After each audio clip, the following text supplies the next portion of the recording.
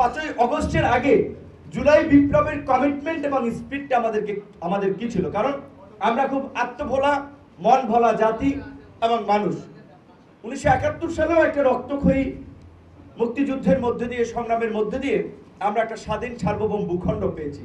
সেখানে মুক্তিযুদ্ধের যে মূল মন্ত্র ছিল সাম্য, মানবিক মর্যাদা এবং সামাজিক সুবিচার নিশ্চিতের মধ্যে দিয়ে একটা বৈষম্যহীন গণতান্ত্রিক রাষ্ট্র ব্যবস্থা নিশ্চিত করা, যেখানে বাক, ব্যক্তি, সংবাদপত্রের স্বাধীনতা থাকবে, একটা নির্ভেজাল গণতন্ত্র থাকবে, নাগরিকরা তাদের মর্যাদার সাথে বসবাস করবে, তাদের অধিকারগুলো ভোগ করবে, যেটা পাকিস্তান আমলে আমরা বঞ্চিত হয়েছিলাম। কিন্তু দেখা গেছে যে 71-এর পরেই আমরা যারা সেই সময় মুক্তিযুদ্ধের নেতৃত্ব দিয়েছিল, অস্বীকার করার উপায় নাই, সে সময় আওয়ামী লীগ নেতৃত্ব পর্যায়ে ছিল। আওয়ামী লীগের অনেক নেতাদের একটা গুরুত্বপূর্ণ ভূমিকা ছিল। শেখ মুজিবুর রহমান মুক্তিযুদ্ধের একজন অবিসংবাদিত নেতা ছিলেন, কিন্তু দেশ স্বাধীনের পর 72 সালে আওয়ামী লীগেরও চরিত্রের বদল হতে লাগলো, শেখ মুজিবুর রহমানেরও চরিত্রের বদল হয়েছে। অবিসংবাদিত নেতা থেকে কর্তৃত্ববাদী শাসকে পরিণত হয়েছিলেন।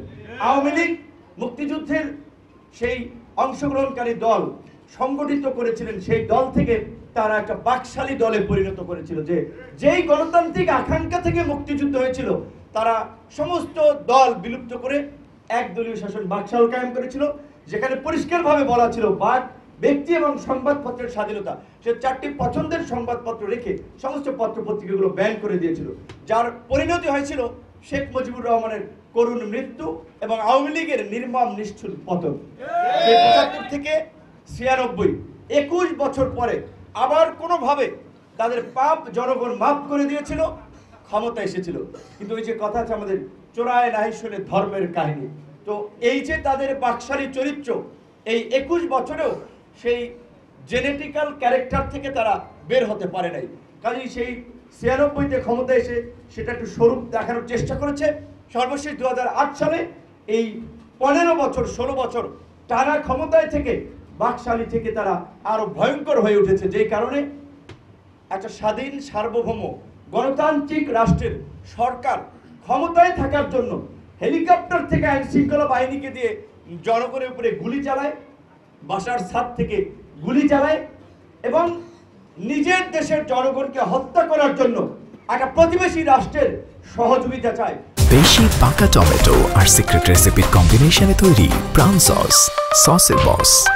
আপনারা ইতিমধ্যেই পত্র পত্রিকা রিপোর্টে দেখেছেন, শুনেছেন, শেখ হাসিনা শেষ দিকে ভারতের হস্তক্ষেপ চেয়েছিল, যে ভারত যেন তার সামরিক বাহিনী পাঠিয়ে, আইন শৃঙ্খলা বাহিনী পাঠিয়ে বাংলাদেশের জনগণের উপরে গুলি চালায়। কারণ ততক্ষণে বাংলাদেশের সামরিক বাহিনী সারেন্ডার করে দিয়েছে যে তারা জনগণের বিরুদ্ধে, জনগণের উপরে গুলি চালাবে না। পুলিশ বাহিনী ব্যাকফুটে চলে গেছে।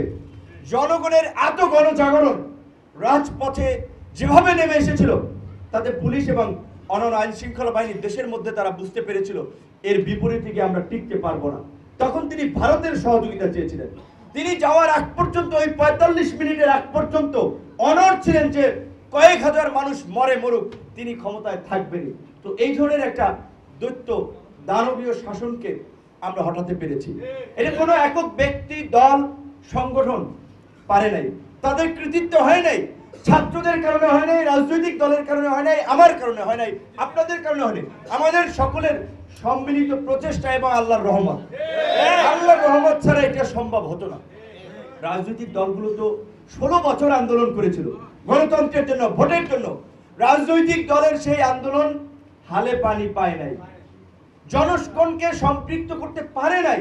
কারণ জনগণ মনে করেছে যে ভাই, এখন যারা আছে তোমরা একই কাজ করবা, আগে তাই ছিল, সবাই ভাগ বাটোয়ারা, ক্ষমতাকে কুক্ষিগত করা, আইন শৃঙ্খলা বাহিনীকে নিজের মতো করে ব্যবহার করা, কম আর বেশি, 19 আর 20 কিংবা 18 আর 20। যেই কারণে কিন্তু জনগণ ক্ষমতার পরিবর্তনের জন্য, সরকার পরিবর্তনের জন্য খুব বেশি উদ্গ্রীব ছিল না, রাজনৈতিক দলের ডাকে খুব বেশি রেসপন্স করে নাই। কিন্তু যখন এই ছাত্রদের নেতৃত্বে আন্দোলনটা চলছিল, ছাত্রদের দৃঢ়তা, তাদের কমিটমেন্ট, তাদের সংগ্রাম, আপোষহীন ভূমিকা এবং তাদের চোখে মুখে দেশের জন্য নতুন কিছু করার যে প্রত্যয়, পরিষ্কারভাবে তারা যখন বলেছিল যে ফ্যাসিবাদী রাষ্ট্র কাঠামোর বিলোপ এবং নতুন রাজনৈতিক বন্দোবস্ত, তখন মানুষ কিছুটা আস্থা পেয়েছিল যে ছাত্ররা যেহেতু বলছে, নেতৃত্বে যেহেতু তারা, সুতরাং কিছুটা হতে পারে, যার ফলেই কিন্তু জনগণ রাস্তায় নেমেছিল। বাংলাদেশের ইতিহাসে এই প্রথম ৭১ সালে এইভাবে গুলশান, বনানী, ধানমন্ডির উঁচুতলার মানুষ রাস্তার আন্দোলন সংগ্রামে নামে নেই, এইবারের আন্দোলনে নেমেছিল।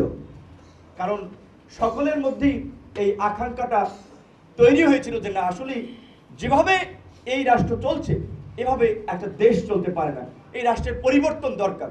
তো আমরা ফ্যাসিবাদের পতন ঘটিয়েছি, নতুন সরকার গঠন করেছি, কিন্তু এই ৪.৫ মাসেও সরকারের কাজ জনগণের প্রত্যাশা অনুযায়ী হয়নি। বড় রকমের জনগণ একটা ধাক্কা খেয়েছে। কি সরকার গঠন করেছে? জনগণের প্রত্যাশা ছিল রাজপথের আন্দোলন সংগ্রামের অংশগ্রহণকারী লড়াকু বিপ্লবীদের নিয়ে একটা বিপ্লবী সরকার হবে, কিন্তু সেটা হয় নাই, হয়েছে বন্ধু বান্ধব পরিচিত সার্কেলের একটা সরকার। তারপরে আমরা ওয়েলকাম করেছি, কিন্তু দেখা গেছে সেই আপনার সরকারও আন্দোলনকারীদের না নিয়েছেন, না নেন অন্য কথা, কিন্তু এই ৪.৫ মাসে এখন পর্যন্ত আইন শৃঙ্খলা বাহিনী এবং প্রশাসনকে ঠিক করতে পারে নাই, বাজারের দ্রব্যমূল্য নিয়ন্ত্রণ করতে পারে নাই। এখনো সিন্ডিকেট, হাসিনার পতন হয়েছে, তাহলে এখন কেন পুলিশ সহ আইন শৃঙ্খলা বাহিনী আইন শৃঙ্খলা পরিস্থিতি নিয়ন্ত্রণে ব্যর্থ হচ্ছে? কেন বাজারে এখনো সিন্ডিকেট চলে? এখনো তারা নিয়ন্ত্রণ করতে পারছে না। কারণ আমরা দেখতে পাচ্ছি উপদেষ্টা পরিষদে যারা আছে অধিকাংশ অনভিজ্ঞ, রাষ্ট্র পরিচালনায় তাদের ধারণাও কম। তারা হতে পারে এক একজনের বড় বড় প্রতিষ্ঠানে চাকরি করেছেন। রাষ্ট্র একটা রাজনৈতিক প্রতিষ্ঠান, রাজনৈতিক প্রতিষ্ঠানে এই রাষ্ট্র পরিচালনায় রাজনীতিবিদদেরকে অগ্রাধিকার দিতে হবে। আমরা ডক্টর মোহাম্মদ ইউনূসের সরকারকে সমর্থন দিয়েছি, সমর্থন দিয়ে যাব। তাদের প্রতি আবদার নিয়ে বলছি, তাদেরকে টেনে হিচড়ে নামানোর জন্য না, আবদার নিয়ে বলছি যে আপনারা যেই ভাবে এগিয়ে চলছেন এইভাবে আপনারা নিজেরাও ডুববেন, আমাদেরকেও ডুবাবেন, দেশকেও ডুবাবেন। কারণ আপনাদের পক্ষে ওকলাতিটা আমরা করছি, অ্যাডভোকেসিটা আমরা করছি যে এই সরকারকে অন্তত বছর দুয়েক সময় রেখে জনগণের যে প্রত্যাশা, রাষ্ট্র সংস্কারের যে একটা বড় আকাঙ্ক্ষা তৈরি হয়েছে, একটা জনবান্ধব জবাবদিহিতামূলক আইন শৃঙ্খলা বাহিনী এবং প্রশাসন নিশ্চিত করা।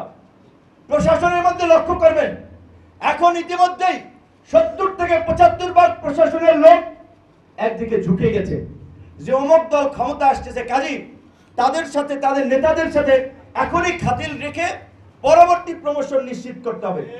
এখনই যদি প্রশাসনের এই দৃষ্টিভঙ্গি হয়, আওয়ামী লীগের চেয়ে ভালো কিছু সামনে হবে না।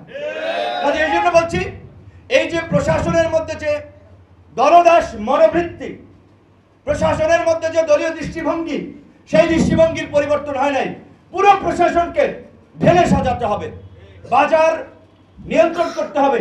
এই দেশের আম জনতা, কৃষক, শ্রমিক, ৫ থেকে ৫.৫ কোটি খেটে খাওয়া মানুষ, তারা দৈনন্দিন কাজের উপরে নির্ভর করে।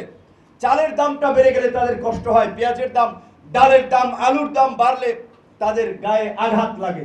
কাজে যদি তাদের এই পেটে আঘাত লাগে, তাদের ক্ষুধা নিবারণ যদি না হয়, তাহলে কোনো থিওরি দিয়ে, তত্ত্ব দিয়ে মানুষকে শান্ত করা যাবে না।